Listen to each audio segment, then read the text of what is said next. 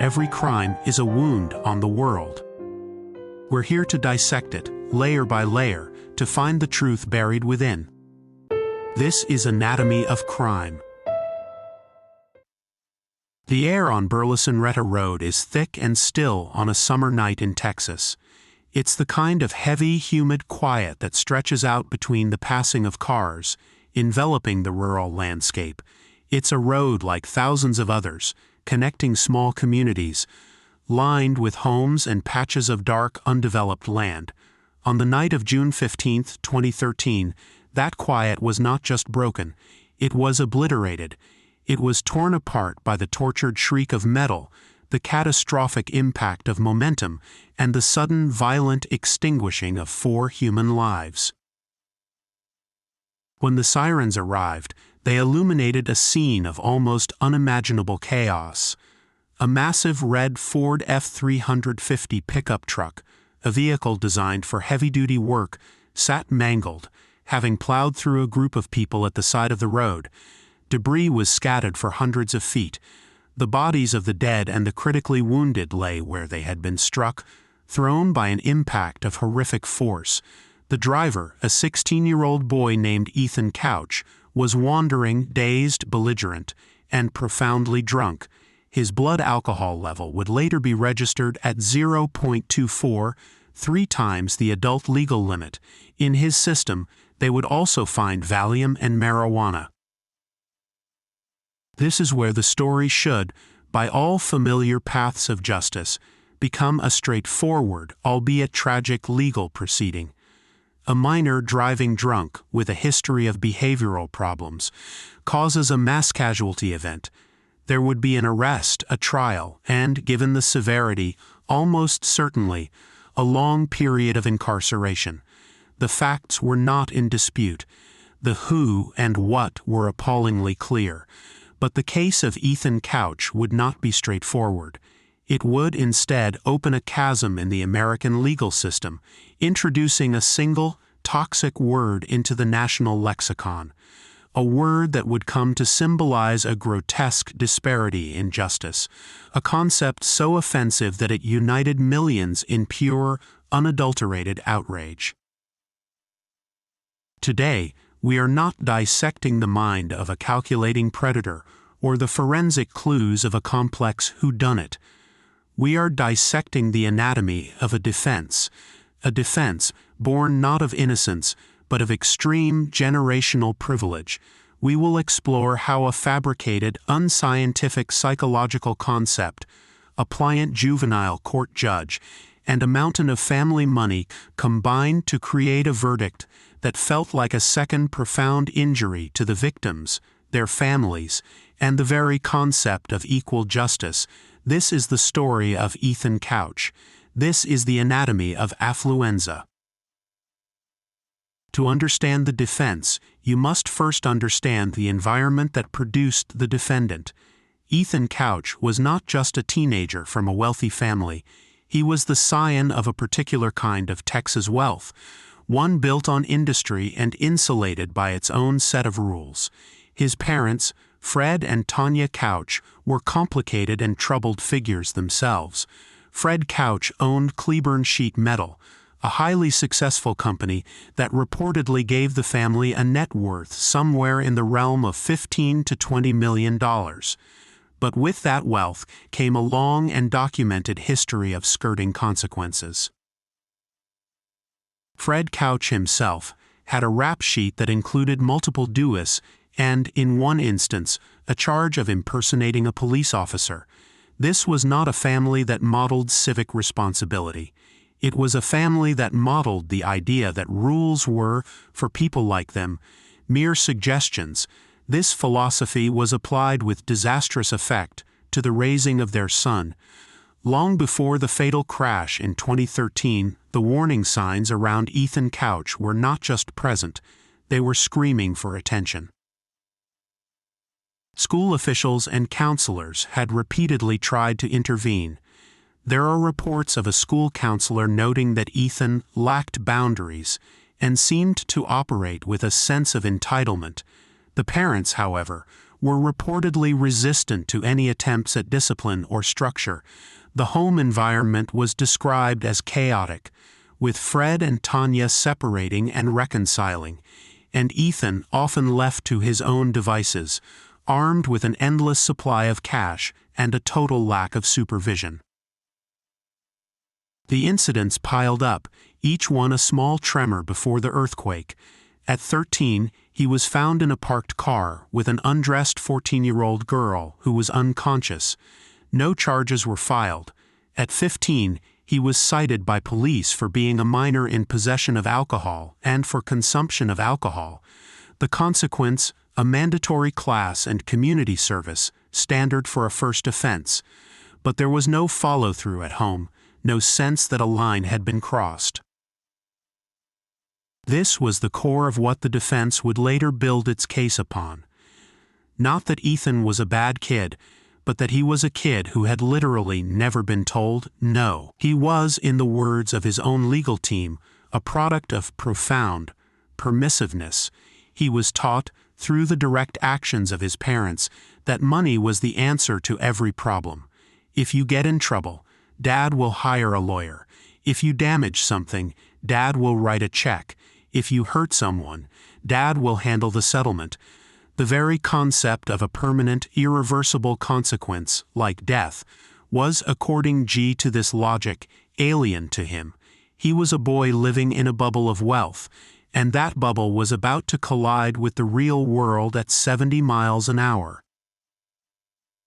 The night of June 15, 2013, began with a petty crime that would escalate into a tragedy. Ethan Couch and a group of his friends, all underage, drove to a local Walmart in his father's massive Ford F-350 truck. They walked in, stole 2 cases of beer, and drove off, laughing. They went to a party, drank, and then, with 7 passengers packed into the cab, Ethan got behind the wheel again. He was not just buzzed, he was obliterated. At the same time, just a few miles away, a different story was unfolding. A 24-year-old woman named Brianna Mitchell was stranded. Her Mercury Mountaineer had stalled on the side of Burleson-Retta Road. It was a dark, 12-lane road with a speed limit of 40 miles per hour. A kind-hearted man, 21-year-old Brian Jennings, a local youth pastor, had pulled over his own vehicle to help her. From a home just up the road, 52-year-old Holly Boyles and her 21-year-old daughter, Shelby Boyles, saw the stranded motorist and walked down their driveway to offer assistance. It was a simple, compassionate gesture. 4 people, strangers and neighbors, gathered on the shoulder of a dark road, trying to solve a simple problem. They never saw Ethan Couch coming. His red truck, traveling at 70 miles per hour, 30 miles over the speed limit, veered off the road. It struck Brian Jennings's parked car, but it didn't stop. It plowed directly into the group of 4 people, killing Brianna Mitchell, Brian Jennings, Holly Boyles, and Shelby Boyles instantly. The truck then continued, smashing into a tree and flipping over. The scene was one of utter devastation. But the carnage was not over. 2 of the teenagers riding in the bed of Couch's truck were thrown clear. Solomon Momond suffered numerous broken bones, but would eventually recover. His friend, 16-year-old Sergio Molina, was not so fortunate. He was thrown in a different direction, landing in a way that severed his spinal cord. He was left with a catastrophic brain injury, paralyzed from the neck down, able to communicate only by blinking. He was, in the clinical, horrifying language of the law, locked in. When first responders arrived, they found Ethan Couch on his feet. He was, by all accounts, argumentative. One deputy reported him slurring his words, his eyes bloodshot, reeking of alcohol. He was quoted as saying, "I'm Ethan Couch. I'll get you out of this," to one of his friends. It was a statement that, in its breathtaking arrogance, perfectly encapsulated the mindset that his parents had spent a lifetime building. He was, even in the midst of a massacre he had caused, already defaulting to the family script. "My name is Couch, and we will handle this." The case was moved to the Tarrant County Juvenile Court System. This would prove to be a pivotal, and perhaps outcome-determinative, decision. The prosecution, led by Assistant District Attorney Richard Alpert, was not playing games. Despite Couch's age, the severity of the crime, 4 lives ended, another effectively ended, and others injured, demanded a severe penalty. The prosecution announced it would seek the maximum allowable sentence in juvenile court, 20 years in a state correctional facility. The evidence was overwhelming. There was the Walmart video of the beer theft. There were the surviving witnesses. There was the accident reconstruction data, proving his speed, and there was the toxicology report, a 0.24 blood alcohol content, plus Valium, plus THC. There was no case for innocence. The trial would not be about if Ethan Couch was guilty. It would be about what his punishment should be. This is where the Couch family's vast resources were brought to bear. They hired one of the top defense attorneys in Fort Worth, Scott Brown. But the masterstroke, the move that would make this case infamous, was the hiring of a psychologist named Dr. G. Dick Miller. Miller was paid a handsome sum, reportedly over $400 an hour, to evaluate Ethan and testify on his behalf. And it was Miller who would coin the term that would echo across the country. In his testimony, Dr. Miller did not dispute the facts. He did not claim Ethan wasn't drunk. Instead, he offered a profound and profoundly cynical explanation. He argued that Ethan Couch was not fully responsible for his actions because he was, in effect, a victim himself, a victim of his upbringing, a victim, Miller testified, of affluenza. It was a stunning moment. Affluenza, as Miller defined it, was a condition created by extreme wealth. He testified that Fred and Tanya Couch had so coddled their son, so thoroughly insulated him from the natural consequences of his behavior, that he had failed to develop a normal sense of right and wrong. He argued that Ethan's parents had never set boundaries. When Ethan got in trouble, his parents didn't punish him. They blamed the school or the other kids or the police. They solved every problem with money. Because of this, Miller argued, Ethan Couch was psychologically incapable of connecting his actions, stealing beer, getting drunk, driving 70 miles an hour, with the devastating consequences. In his mind, there were no real consequences. There were only problems that his father's money would make go away. Miller's testimony painted a picture of a boy so emotionally stunted by privilege that he had the moral reasoning of a much younger, less developed child. The prosecution was aghast. Richard Alpert cross-examined Miller, attempting to expose the absurdity of the claim. Affluenza was not, and is not, a recognized medical diagnosis. It does not appear in the Diagnostic and Statistical Manual of Mental Disorders, the DSM-5. It is not a psychiatric condition. It is, at best, a sociological theory, a pop psychology term used to describe the anxieties and moral drift of the super-rich. Here, it was being presented in a court of law as a mitigating factor for mass homicide.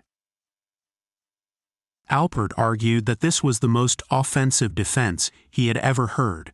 It was, he said, the equivalent of the rich kid's defense. You're so rich, you shouldn't be held accountable. He pointed out that countless children grow up in dysfunctional or permissive homes, but they don't go on to commit intoxication manslaughter. He argued that this was simply a new, expensive label for what used to be called being a spoiled brat. But Miller was unshakable, and he had a solution. Prison, he testified, would be a mistake. Ethan wouldn't learn anything there. He might even be damaged further. What Ethan needed, Miller claimed, was not punishment. He needed therapy. Long-term, intensive therapy, far away from his parents.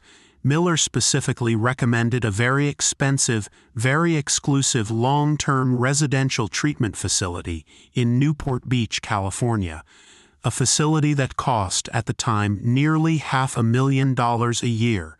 The Couches, of course, had already agreed to pay for it. The defense's argument was, in essence, a plea for high-priced rehab instead of hard time. They were arguing that because Ethan's parents had used their wealth to shield him from consequences, the justice system should now also shield him from consequences by sentencing him to a luxury treatment center instead of a state prison. It was a breathtakingly audacious legal maneuver. The trial also included the devastating victim impact statements. Families shattered by the sudden, senseless loss of their loved ones stood and spoke to the court. They spoke of the empty chairs at their tables, of the futures stolen. Eric Boyles, who lost his wife Holly and his daughter Shelby in the same instant, delivered a heart-wrenching plea for justice. He looked at Ethan Couch and told him, "What you did is not okay." The family of Sergio Molina, the boy who was now locked inside his own body, described the living hell that was now their daily reality. Their son would require 24-hour care for the rest of his life. The entire case rested in the hands of one person, juvenile court judge Jean Boyd.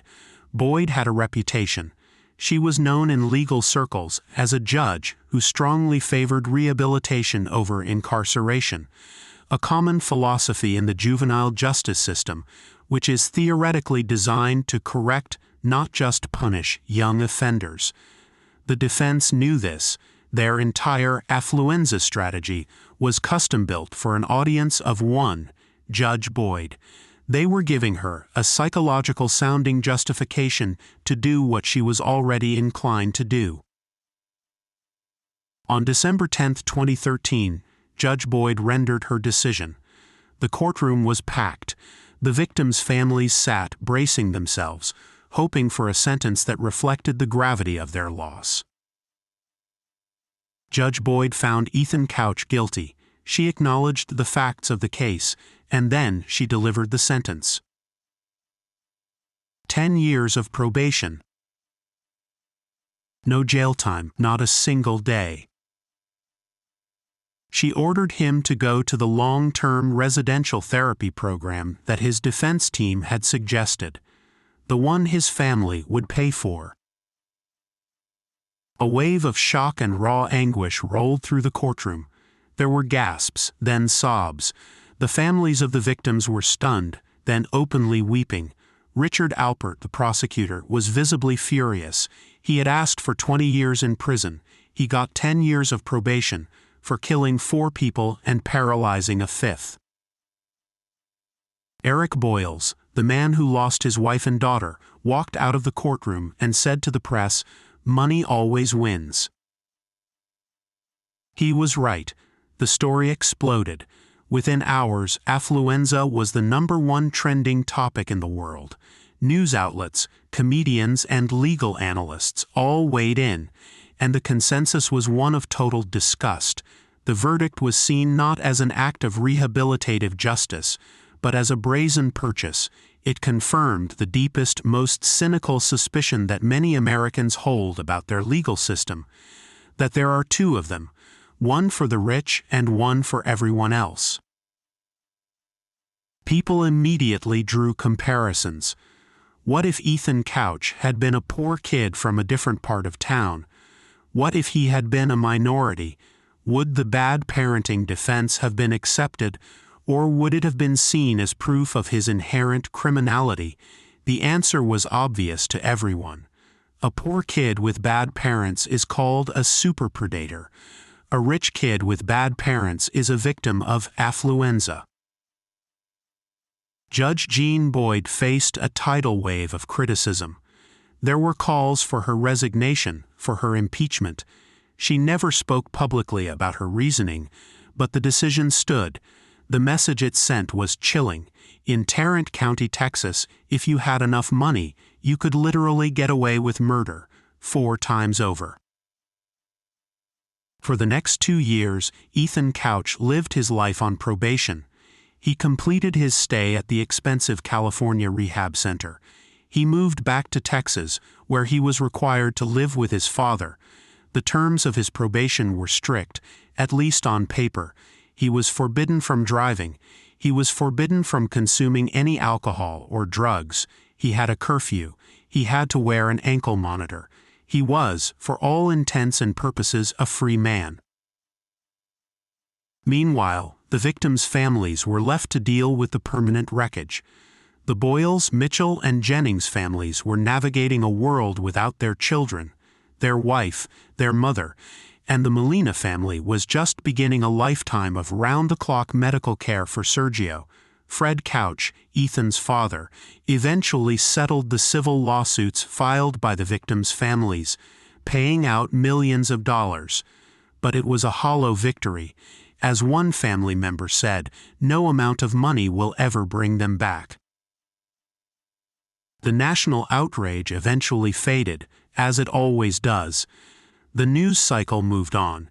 Ethan Couch became a trivia answer, a symbol, a punchline on late-night TV, and he likely would have remained that, quietly finishing his probation, if not for his own staggering arrogance, the very quality that had landed him in court in the first place. In December 2015, nearly 2 years after the verdict, a video surfaced on Twitter. It was short, blurry, and damning. It showed a group of young people at a party, playing beer pong. In the background, laughing and clearly visible, was a young man with blonde hair. It was, unmistakably, Ethan Couch. The video was posted by a young woman named Hannah Hardy, with the caption, "Ya boy Ethan Couch violating probation. I got more." This was an unambiguous, blatant violation of the most critical term of his probation. Do not, under any circumstances, consume alcohol. The Tarrant County District Attorney's Office immediately sprung into action. Couch's probation officer summoned him for a mandatory meeting and a drug test. This was the moment of truth. This was the moment the system, having failed so spectacularly once, had a chance to correct itself. Ethan Couch did exactly what his affluenza diagnosis would have predicted. He did not face the consequences. He ran. He and his mother, Tanya Couch, vanished. When they missed the meeting with the probation officer, a warrant was issued for Ethan's arrest, but they were already gone. An investigation quickly revealed that this was a planned escape. Tanya Couch had withdrawn $30,000 in cash from her bank account. They had held what was described as a going-away party. Then, they loaded their pickup truck, along with their dog, and headed south. A national manhunt was declared, and the U.S. Marshals Service, the agency responsible for tracking down the country's most wanted fugitives, was assigned to the case. The flight of Ethan and Tanya Couch became a bizarre, almost farcical media spectacle. Here was the Affluenza kid, having been given the break of a lifetime, now a fugitive from justice for attending a beer pong party. The irony was lost on no one. For weeks, they were ghosts. They had a significant cash head start, and they had crossed the border into Mexico. They ended up in the coastal resort town of Puerto Vallarta. They dyed their hair, Ethan's a sort of mottled brassy blonde, Tanya's a dark brown, and tried to lay low. They moved from a condo to a small apartment, paying in cash, attempting to blend in with the tourists and expatriates. But they were, at their core, not sophisticated fugitives. They were the products of a life where convenience was paramount, and they made a mistake, a simple, stupid mistake. They got hungry, and they missed American food. Using a smartphone, one of them placed a call, not to a family member, not to a lawyer. They called Domino's Pizza. The U.S. Marshals, who had been monitoring the phone, had been waiting for just such a ping. The call, routed through a U.S. carrier, gave them the phone's location. They coordinated with Mexican authorities, and on December 28, 2015, a team of agents moved in on the apartment. Ethan and Tanya Couch were arrested without incident. The photo of their capture went as viral as the beer pong video. It showed Ethan looking sullen, his hair a mess of bad bleach, being led away by Mexican police. The great escape was over, undone by a craving for pepperoni. Back in Texas, the legal landscape had changed. The patience of Tarrant County had finally, irrevocably, run out. The DA's office announced that it would seek to have Ethan Couch's case moved from the juvenile system to the adult system. This was the one thing the Couch family had spent a fortune to avoid. In the adult system, the Affluenza defense would be laughed out of the room. In the adult system, a judge would have the power to impose real, hard prison time. Tanya Couch was extradited back to the U.S. first, charged with hindering the apprehension of a felon. She was released on bond, her own legal troubles just beginning. Ethan, after a brief and failed attempt to fight his deportation by claiming his rights were violated, was flown back to Texas in late January 2016.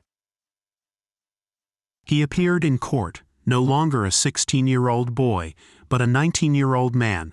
The hearing was before a new judge, Judge Wayne Salvant. Judge Salvant formally transferred the case to the adult system.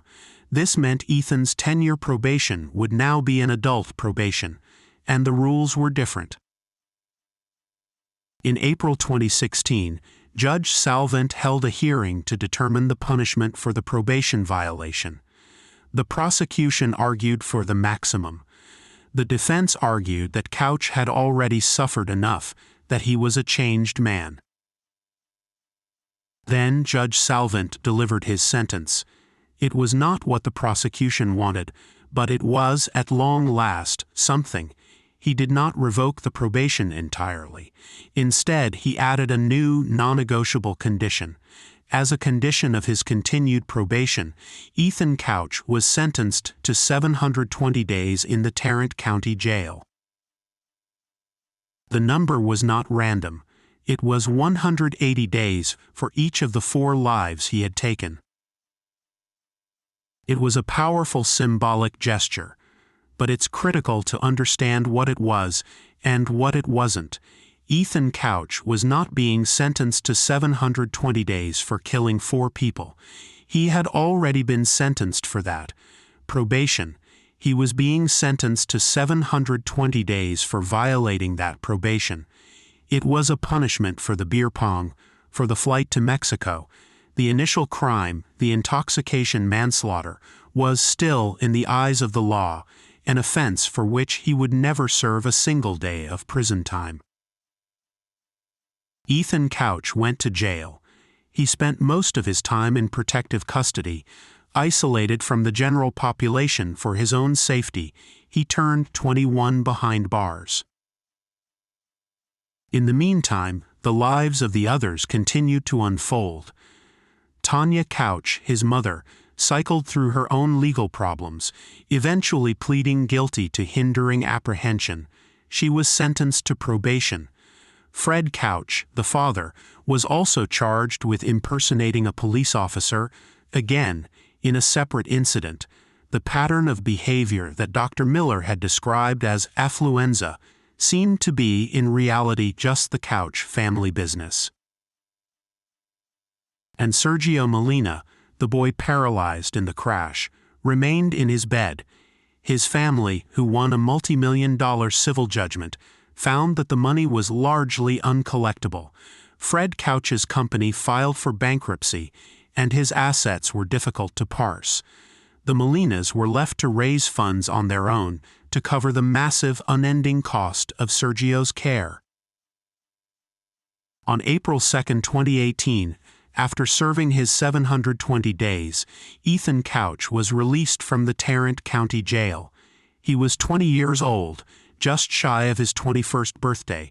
He walked out, now subject to the remaining years of his adult probation. The terms were even stricter: a 9 p.m. curfew, an ankle monitor, and regular drug and alcohol testing. He has not managed to stay out of trouble. In 2020, he was booked into jail after his ankle monitor detected THC, a violation of his probation. He was released shortly after. His probation, the original 10-year sentence, officially ended in 2023. Ethan Couch is today a free man. The anatomy of this case was never a mystery of identity. It was a brutal dissection of justice. The word affluenza was a brilliant, cynical piece of legal branding. It took a common, ugly concept, that a rich kid was a spoiled, unaccountable menace, and repackaged it with a pseudo-medical term. It gave a judge, who was already philosophically opposed to incarceration, a ladder to climb down. It provided a scientific-sounding reason to choose a path that, to the rest of the world, looked like a corrupt bargain. The case exposed a vulnerability in the system. A vulnerability not just to money, but to language. By reframing a moral failing as a psychological syndrome, the defense changed the conversation. They shifted the blame from the defendant to his parents, and by extension, to their wealth. And in a final bitter twist, they argued that the symptom of his disease, his inability to understand consequences, should be treated by shielding him from the most severe consequence of all.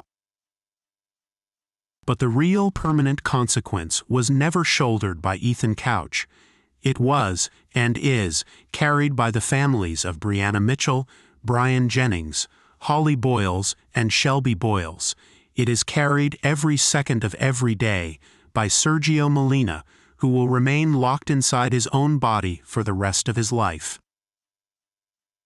In the end, Ethan Couch served 720 days. Not for the 4 lives he extinguished, not for the one he permanently shattered. He served those 720 days for attending a party and fleeing to Mexico. The original crime, the act of mass death, was, by the court's first and most defining judgment, deemed an act worthy only of therapy. The anatomy of the Ethan Couch case is the anatomy of a chilling calculation. The cost of 4 human lives, measured against a defense that cost hundreds of thousands of dollars, resulting in a debt to society that was, ultimately, left unpaid. This has been Anatomy of Crime, where the truth is never simple, but always worth seeking.